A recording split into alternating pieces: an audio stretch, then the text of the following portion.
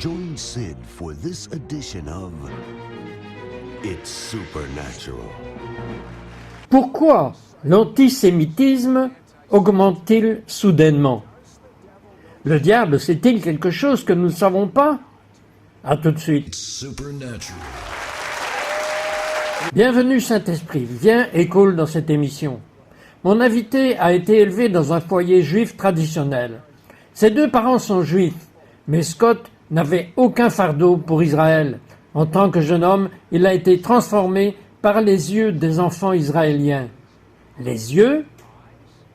C'était la chose la plus folle que j'ai jamais faite.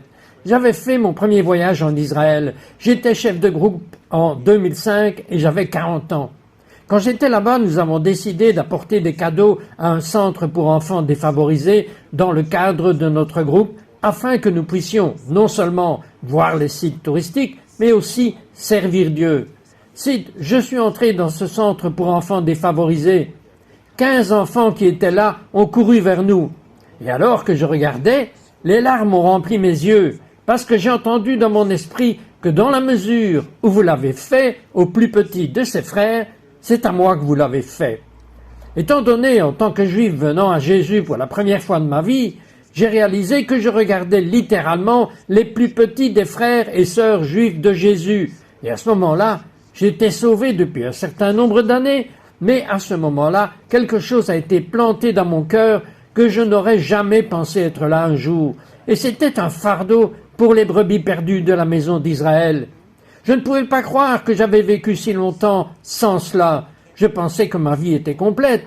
J'étais pasteur d'une église élevant des enfants. Mes enfants aiment le Seigneur. Mais à ce moment-là, quelque chose d'entièrement inattendu m'est arrivé qui a changé ma vie pour toujours.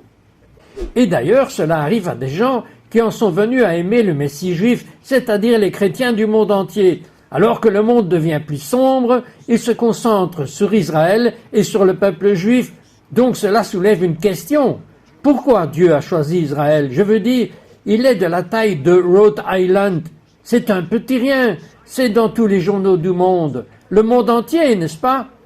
Il s'arrache les cheveux.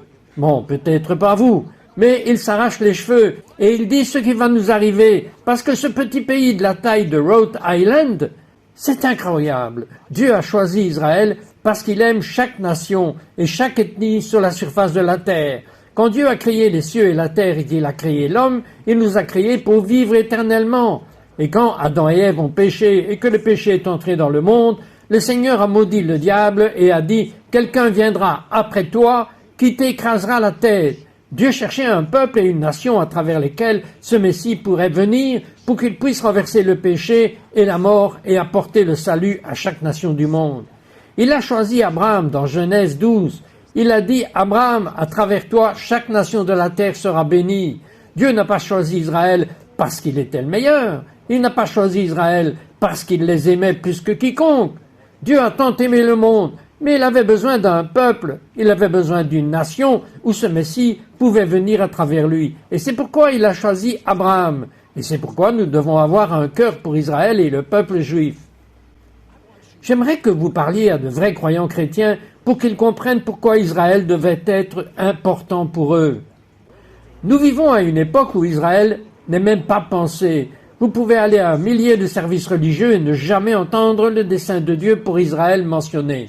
Mais il n'y a qu'un seul mystère dans la Bible qui a une conséquence si nous ne le comprenons pas. C'est le mystère d'Israël. Si nous ignorons ce mystère, nous devenons arrogants et fiers. Et la Bible dit que Dieu s'oppose aux orgueilleux et donne grâce aux humbles. Aujourd'hui, les yeux des chrétiens s'ouvrent et le cœur des chrétiens s'ouvre comme le mien l'était, en ce qui concerne l'importance d'Israël.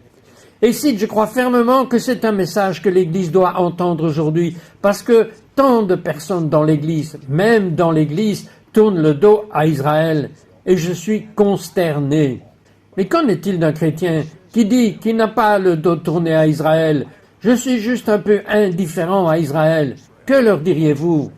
La même chose que je dirais à quelqu'un qui est indifférent au fait que des bébés innocents soient retirés du ventre de leur mère. Je leur dirais d'être différents. Lorsque des innocents meurent n'importe où sur la planète, sauf que cette indifférence fait naître une disposition du cœur qui nous met en opposition avec Dieu. Mon cœur est donc, pourquoi nous, croyants, ne pouvons-nous pas simplement dire, en tant qu'Église, « Seigneur, si je suis indifférent, si je suis ignorant, ouvre mes yeux pour que je puisse voir l'importance de ton cœur pour Israël. » Parce que lorsque nous comprenons l'importance du cœur de Dieu pour Israël, nous avons maintenant une bonne compréhension du cœur de Dieu pour le monde. Car Dieu a tant aimé le monde qu'il a envoyé son Fils juif, dans le ventre d'une femme juive, que beaucoup disent appeler Marie, mais son nom était Myriam. Les disciples étaient juifs, Jésus était juif. J'aime dire cela, il est né juif, il a vécu en tant que juif, il est mort roi des Juifs, et il revient comme le lion de la tribu de Juda.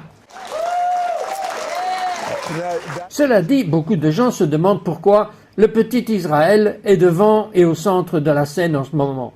Voici la vérité. Si vous ne le savez pas, vous manquerez non seulement la destinée de Dieu pour le monde, mais votre destinée personnelle. C'est à quel point c'est important. Revenons tout de suite.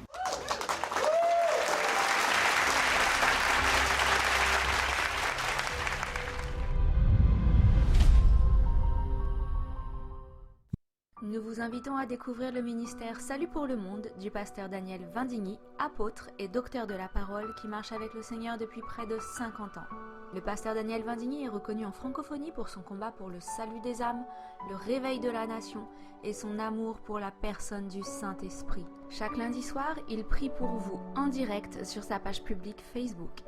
Vous pouvez le retrouver sur sa chaîne YouTube Daniel Vindigny, où il dispense chaque semaine de nouveaux enseignements de qualité pour l'édification et la bénédiction du corps de Christ.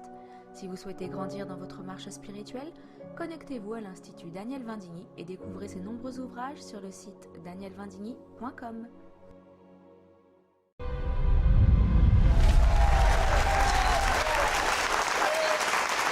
Je ne sais pas vous, mais avez-vous remarqué que les universités à travers les États-Unis et maintenant le monde commencent à avoir des protestations contre Israël? Pourquoi Israël est-il l'ennemi? Pourquoi cette augmentation? Et c'est vraiment le cas. Je veux dire, c'est difficile pour moi de croire à la montée de cet antisémitisme. Pourquoi maintenant? Que se passe-t-il? Évidemment, frères, nous nous approchons de la fin. Nous vivons à la fin des temps. Mais il est intéressant pour moi que beaucoup de gens disent que la haine actuelle d'Israël est due à la façon dont Israël traite les Palestiniens. Je leur dirai, qu'avez-vous à dire sur la haine d'Israël? Bien avant qu'Israël ne devienne un État, à partir du moment où Dieu a choisi Abraham et a choisi Israël comme le peuple dans lequel le Messie viendrait, il y a eu une haine diabolique contre Israël. Mais le Messie est déjà venu. Alors, pourquoi cette haine existe-t-elle encore? Quand je regarde l'histoire, vous avez Pharaon qui les haïssait, vous avez Hérode qui les haïssait, puis Israël a été dispersé, tout le monde pensait que les problèmes avaient disparu. Puis, dans les années 1930, Israël est à nouveau au centre des préoccupations. Le régime se lève et dit que nous devons éradiquer Israël. Je crois que la raison pour laquelle cela s'intensifie maintenant est la même raison pour laquelle cela s'intensifiait dans le livre de l'Exode lorsque Pharaon voulait anéantir les Israélites. Dieu a un but et un plan, et le diable connaît ce but, car il faudra qu'Israël accueille son roi avant qu'il ne revienne. La Bible dit que Jésus dit, alors qu'il pleure sur Jérusalem, « Je ne reviendrai pas tant que vous ne m'aurez pas accueilli en disant « Béni soit celui qui vient au nom du Seigneur ». Quand Jésus reviendra, le règne du diable sera terminé pour toujours. Je dis que nous approchons de ces jours où Jésus sera libéré. C'est pourquoi il incombe à l'Église de ne pas être antisémitique envers Israël. Même dans la perdition d'Israël, Dieu les délivre surnaturellement d'Égypte. Ils construisent une idole. Et savez-vous comment Dieu appelle Israël, même dans leur état de régression? Mon peuple. Dieu s'appelle lui-même le Dieu d'Abraham, d'Isaac et de Jacob. Il s'associe à son peuple Israël. Ils sont son fils premier-né. Ils sont les siens. Ils sont la prunelle de ses yeux. Je vous dis que nous arrivons à un temps où les nations seront divisées en fonction de la façon dont elles traitent Israël. Et Dieu regarde. Et comme je l'ai mentionné auparavant, il est venu la première fois comme l'agneau de Dieu. Il vient la deuxième fois comme le lion de la tribu de Juda. Je ne veux pas être en opposition contre le lion quand il reviendra. Expliquez-moi quelque chose. Si les États-Unis deviennent, comme de nombreuses nations du monde, anti-israéliennes, quel est votre pronostic pour l'avenir de l'Amérique si cela persiste? Quand vous regardez l'histoire des nations et des royaumes qui se sont retournés contre Israël, vous pouvez voir que beaucoup de choses ont été écrites à ce sujet. Qu'est-il arrivé à la Grande-Bretagne, au Royaume-Uni, lorsqu'ils se sont retournés contre Israël? Je ne sais pas finalement à quoi ressembleront les États-Unis, sauf que je sais ce que dit la Bible pour ceux qui se retournent contre Israël. C'est le jugement de Dieu. Et Dieu les combat. Nous ne voulons pas nous opposer à Dieu. Dieu s'oppose aux orgueilleux, mais donne grâce aux humbles. Nous devons nous humilier en tant que nation. Nous devons accepter ce que Dieu dit. Nous devons porter le cœur de Dieu pour son peuple. Et encore une fois, ce n'est pas seulement politique, c'est profondément spirituel. Et c'est ce que Paul portait. Il portait une tristesse et un fardeau incessant dans son cœur à cause de la perte du peuple d'Israël. L'espoir est dans l'Église. Nous devons nous lever et porter le cœur de Dieu pour son peuple. Paul a fait la déclaration la plus étonnante de toute la Bible. Il a dit, connaissant Jésus, sachant ce que Jésus a fait pour nous, il a dit, je renoncerai à mon salut pour mes frères selon la chair. C'est toute une déclaration. Si quelqu'un savait ce qu'était le salut, c'était Paul qui a écrit la majeure partie du Nouveau Testament. Il a dit, je serai prêt. Comment pouvait-il avoir un tel amour pour les Juifs? Parce qu'il était un véritable apôtre. Nous utilisons très librement aujourd'hui les mots apostolique et apôtre. Mais quand nous regardons ce que les apôtres ont traversé et ce qui définit un apôtre, j'aimerais parler du cœur d'un peuple apostolique pour Israël qui, comme vous l'avez dit, serait prêt à renoncer même à son propre salut. Paul, le même apôtre, qui a écrit « Réjouissez-vous toujours dans le Seigneur ». Toujours et à nouveau, je dis « Réjouissez-vous ». Celui qui, au fond de son cœur, a du chagrin pour nous, nous continuons avec l'Église, et j'aime l'Église, j'aime les grandes réunions, j'aime les conférences. Mais dès que nous accrochons à la vérité d'Israël, nous devenons une menace pour l'ennemi. Et je vous dis que cela coûte cher. Je dis, prenons la route coûteuse et disons, Seigneur, comment pouvons-nous répondre à la situation qui concerne Israël en ce moment, afin que nous ne finissions pas comme toutes les autres nations, bibliquement, et même dans les temps modernes, qui ont tourné le dos à Israël. Israël ne vit pas encore dans l'accomplissement de ce à quoi il a été appelé à vivre, mais c'est une promesse. Laissez-moi vous faire changer de vitesse, car aussi fort que vous soyez pour aimer les Juifs et Israël, quelque chose de si profond vous est arrivé lorsque vous êtes allé dans le pire camp de concentration du monde, Auschwitz. Parlez-moi de cela. J'étais dans un train cabine-lit. Nous sommes montés à bord du train vers minuit. Nous sommes arrivés à Auschwitz, qui est le nom d'une ville polonaise. Je ne peux pas le prononcer en polonais. Nous la connaissons sous le nom d'Auschwitz. Et je me suis réveillé avant l'arrivée vers 5 heures du matin. Le soleil commençait juste à éclairer la terre et j'ai sorti mon téléphone et je regardais les voies ferrées sur lesquelles notre peuple juif a voyagé et a été anéanti à hauteur de 6 millions. Pourquoi croyez-vous que le diable a motivé Hitler à avoir exterminé les Juifs?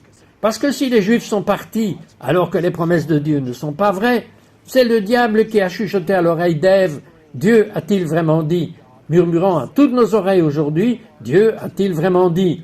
Quand Dieu dit « je le ferai », il ne dit pas « je ne le ferai pas »,« je ne le ferai peut-être pas » ou « je ne suis pas sûr de pouvoir le faire ». Encore et encore, au travers des prophètes, Dieu dit « je restaurerai » et le diable a peur. Vous étiez sur la même voie en direction de l'endroit où 6 millions de Juifs innocents ont été assassinés. Lorsque vous y êtes arrivé, décrivez ce qui s'est passé. Marcher à travers Auschwitz ne ressemblait à aucune autre expérience que j'ai jamais eue auparavant. Voir les baraques qui sont toujours debout, dans lesquelles notre peuple a été exterminé, a fait quelque chose dans mon cœur. Je ne sais pas si j'ai appris quelque chose en ce qui concerne la connaissance, mais quelque chose de presque indescriptible s'est produit dans mon cœur uniquement pour valider l'appel de Dieu sur ma vie en ce qui concerne Israël. Si nous avons passé environ 2 heures à Auschwitz, nous sommes ensuite allés à Trinka, où il ne reste plus rien. Personne n'a survécu, mais ce qui se trouve à Trinka en ce moment est un mémorial. Des hectares et des hectares de terre avec des pierres commémoratives, 1500 pierres représentant 1500 communautés où les Juifs ont été entassés dans des wagons de train et amenés là-bas. On m'a dit qu'ils étaient tellement entassés dans ces wagons qu'ils pouvaient à peine respirer. Il n'y avait pas de toilette. C'était avant même qu'ils ne soient brûlés vifs dans les cendres. Vous avez vu les cendres. Cite, alors que je marchais sur les cendres de nos ancêtres à Trinca, je me suis souvenu d'un paradigme biblique selon lequel Dieu donne la vie aux morts. Cela m'a rappelé un passage des Écritures dans Romains 4, selon lequel Abraham croyait en Dieu qui donne la vie aux morts et crée ce qui n'existe pas. Cela m'a rappelé cette prophétie dans le livre d'Ézéchiel, la vallée des ossements secs, où cette prophétie est en fait interprétée par Dieu lui-même, disant que ces os sont le peuple d'Israël. Et si ce n'étaient pas des squelettes dans cette vallée, nous avons entendu, et j'aime les histoires de résurrection, où les gens sont morts 3 jours. Il n'y avait plus de peau sur ces os. Ces os n'étaient même pas connectés, ils étaient dispersés. Et Dieu fait en sorte que ces os se rassemblent surnaturellement en une armée. Puis insuffle sa vie en eux et glorifie alors Dieu. Le livre des Romains dit que le salut d'Israël sera comme la vie des morts. J'étais dévasté en marchant dans Trinca ce jour-là, mais j'étais aussi rempli d'espoir, parce que nous ne sommes pas des gens qui vivent sans espoir. Que Dieu, qui a donné naissance à la nation d'Israël, hors des cendres de l'Holocauste, donnera effectivement naissance à une nation des cendres de la vallée des ossements secs, qui vivra pour toujours, pour être une démonstration de la puissance de résurrection de Dieu pour Israël et pour chaque nation de la terre. Il a mentionné les cendres. Il s'est tenu à l'endroit où les humains sont devenus des cendres, hommes, femmes, enfants. Un jour vous deviendrez des cendres, j'espère, de vieillesse, mais un jour vous ne serez que des cendres, à moins que vous ne reconnaissiez qu'il y a 2 endroits où vous finissez quand vous mourrez. Vous êtes un esprit, vous vivrez éternellement. Où allez-vous finir? Dans un endroit où Dieu se trouve, appelé le paradis, ou un endroit où le diable se trouve, qu'il appelle l'enfer? Vous avez un cœur juif. Quand vous avez vu les yeux de ces orphelins, vous avez eu encore plus un cœur juif quand vous vous promeniez dans Auschwitz et dans Trinca. J'aimerais que vous priez pour que tous ceux qui regardent en ce moment reçoivent le même cœur que le vôtre. C'est un cœur surnaturel auquel l'ennemi s'oppose. Alors pendant que je vais prier, je vous demande d'ouvrir votre cœur. Père, au nom de Jésus, dans tous les domaines où nous avons été aveuglés par ton cœur pour Israël, je prie pour que tu nous donnes le cœur apostolique que Paul portait, afin que nous ayons un chagrin incessant, que quelque chose en nous ne soit pas complet jusqu'à ce que ton peuple, Israël, s'agenouille devant Jésus en tant que roi. Aide-nous, Seigneur, à être obéissants à ta parole, à prier pour la paix de Jérusalem, à te donner le savoir. Il n'y a pas de repos jusqu'à ce que Jérusalem soit établie comme une louange sur la terre. Et pardonne-nous si, de quelque manière que ce soit, nous nous sommes opposés à Israël ou si nous ne nous soucions même pas d'Israël. Laisse-nous porter ton cœur comme un père porterait un cœur pour son fils ou sa fille. Puissions-nous porter ton cœur, Seigneur, pour ton fils premier-né, Israël, au nom de Jésus. Amen. Et si vous avez reçu cette prière, je vais vous dire une promesse de Dieu. Et cette promesse de Dieu, vous la porterez dans votre cœur, parce que Jésus vit dans votre cœur et les gens sur lesquels Jésus a pleuré quand il est allé à Jérusalem, vous les portez maintenant dans votre cœur. Je dis Shalom, paix, Shalom et Shalom.